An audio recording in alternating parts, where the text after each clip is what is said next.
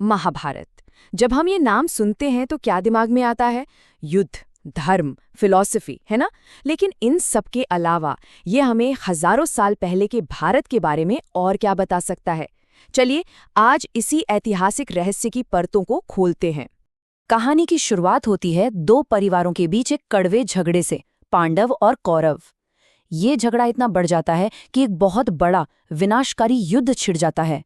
पर ये सिर्फ एक फैमिली ड्रामा नहीं है, समझिए। ये उस समाज की आत्मा के लिए एक लड़ाई है जहां हर किरदार अपने फर्ज, अपने धर्म के बीच फंसा हुआ है।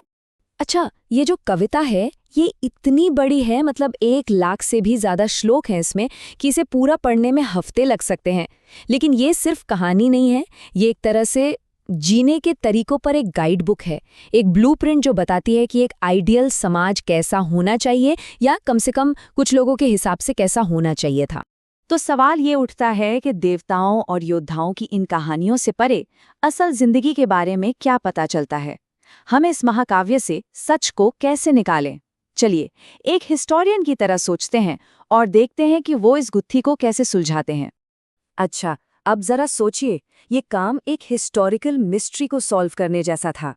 सुराग कहाँ थे? पूरे भारत में हजारों बिखरी हुई मैन्यूस्क्रिप्ट्स में। और मुश्किल ये थी कि हर मैन्यूस्क्रिप्ट थोड़ी अलग थी। तो फिर असली कहानी कौन सी थी? तो साल था 1919। दुनिया एक वर्ल्ड वॉर से गुजरकर एक नए दौर में जा रही थी। और ठीक उसी वक्त भारत में स्कॉलर्स की एक टीम ने एक बहुत बड़ा काम अपने हाथ में लिया। उन्होंने तय किया कि वो महाभारत के इस रहस्य को हमेशा के लिए सुलझा देंगे। और ये कोई छोटा मोटा काम नहीं था, ये एक लाइफ टाइम प्रोजेक्ट था। पूरे 47 साल लगे। सोचिए, स्कॉलर्स ने अपनी पूरी जिंदगी इस एक पहेली को सुलझाने में लगा दी। देश भर से मैन्युस्क्रिप्ट्स इकट्ठे की और एक एक श्लोक का मिलान किया। और नतीजा, एक ऐसा क्रिटिकल एडिशन तैयार हुआ जो इतना बड़ा था, 13,000 पेजों का, कि ये एक पूरी लाइब्रेरी भर सकता है। ये सब कुछ सिर्फ एक महाकाव्य को समझने के लिए। ये पन्ने सिर्फ कागज और स्याही नहीं है, ये दशकों की मेहनत का सबूत हैं। तो देखिए, ये काम बिल्कुल एक जासूसी की तरह था। स्कॉलर्स ने क्या किया, उन्होंने उन श्लोकों को मेन स्टोरी में रखा जो लगभग सभी मैन्युस्क्रिप्ट्स में कॉमन थे, और जो हजारों रीजनल डिफरेंसेस थे, जो हर इलाके की अपनी अलग बात थी, उसे उन्होंने फुटनोट्स में डाल दिया। इससे पता है क्या हुआ? इतिहास की एक बहुत ही अनोखी तस्वीर सामने आई। तो इस मैसिव प्रोजेक्ट से आखिर पता क्या चला? देखिए, 2 बड़ी बातें सामने आई। पहली कि एक कॉमन कहानी थी जिसे पूरा सबकॉन्टिनेंट जानता था, जो सबको जोड़ती थी। और दूसरी कि इसके साथ साथ हजारों लोकल डिफरेंसेस भी थे, हर इलाके की अपनी पहचान, अपनी परंपराएं, जो इस कहानी में झलकती थी। तो ये हमें क्या बताता है कि कैसे आइडियाज फैलते हैं और वक्त के साथ कल्चर कैसे बदलता है ना इंटरेस्टिंग? तो महाभारत और धर्मशास्त्र जैसे ग्रंथों को पढ़कर हिस्टोरियंस ने एक तरह से समाज के ऑफिशियल रूल्स का एक ढांचा तैयार किया है। लेकिन सवाल ये है कि ये नियम बनाए किसने थे, और क्या सभी लोग आंख बंद करके इनका पालन करते थे? तो इन नियमों के बिल्कुल सेंटर में थी पितृवंशिकता या पेट्रिलिनियर, मतलब वंश पिता से बेटे तक चलता था। राजा का बेटा राजा बनेगा, जमीन जायदाद बेटे को मिलेगी। ये एक ऐसी दुनिया थी जहां आपका फ्यूचर काफी हद तक इस बात से तय होता था कि आप लड़के हैं या लड़की। लेकिन तब क्या होता था जब किसी के यहाँ बेटी हो? हाँ, बेटियों के लिए नियम एकदम अलग थे। उन्हें अपने पिता की संपत्ति में कोई हिस्सा नहीं मिलता था, और उनकी शादी अपने कुल या गोत्र से बाहर होनी चाहिए थी, जिसे बहिर्विवाह या एक्सोगमी कहते हैं।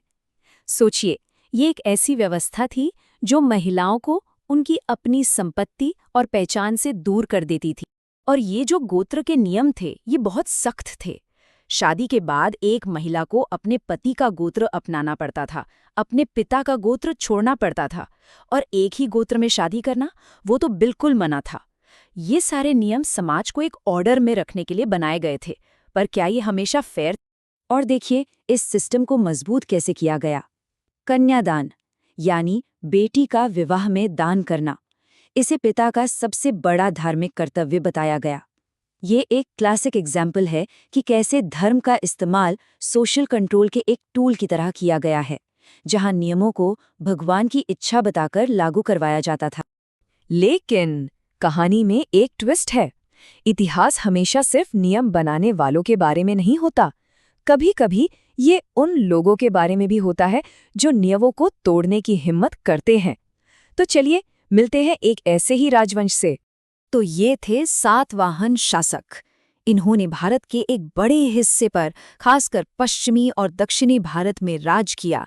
और ये एक पहेली है, क्योंकि ये हमें दिखाते हैं कि इतिहास हमेशा वैसा नहीं होता जैसा किताबों में लिखा होता है। उनके शिलालेख एक बिल्कुल अलग कहानी सुनाते हैं। जरा सातवाहन राजाओं के नाम देखिए।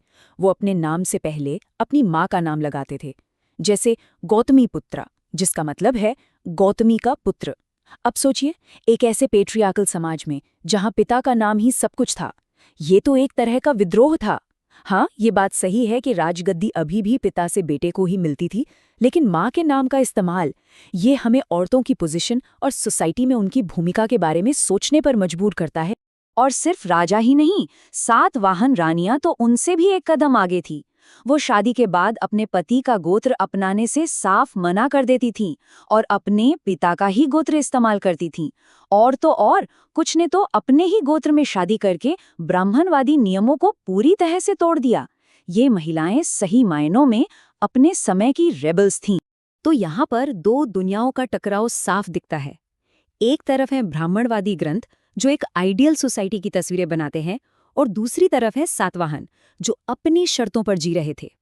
ये हमें दिखाता है कि हिस्ट्री कभी भी सीधी सरल ब्लैक एंड व्हाइट नहीं होती। तो इन दो बिल्कुल ऑपोजिट एग्जाम्पल से हमें क्या सबक मिलता है? एक तरफ नियम है और दूसरी तरफ उन्हें तोड़ने वाले लोग। इसका आज हमारे लिए क्या मतलब है? देखिए, असल में इतिहास एक नदी की तरह है। ये हमेशा सीधा रास्ता नहीं लेता। लिखे हुए नियम शायद मंजिल की तरह हों, लेकिन असल जिंदगी उन अनगिनत छोटी छोटी धाराओं की तरह है जो अपना रास्ता खुद बनाती हैं, और कभी-कभी तो नियमों के खिलाफ बहकर। बिल्कुल, इतिहास एक खूबसूरत टैपेस्ट्री या दरी की तरह है, जिसे कई अलग-अलग धागों से बुना गया है। कुछ धागे हैं बड़ी बड़ी परंपराओं के, और कुछ धागे हैं उन लोकल विद्रोहों और प्रथाओं के जो चुपचाप उन परंपराओं को चुनौती देते रहते हैं। और आखिर में एक सवाल छोड़ जाते हैं जो आज भी उतना ही रेलेवेंट है। किसी समाज के बारे में हमें ज़्यादा क्या बताता है, उसके लिखे हुए नियम या फिर वो तरीके जिनसे उसके लोग उन नियमों के साथ या उनके खिलाफ जीना चुनते हैं?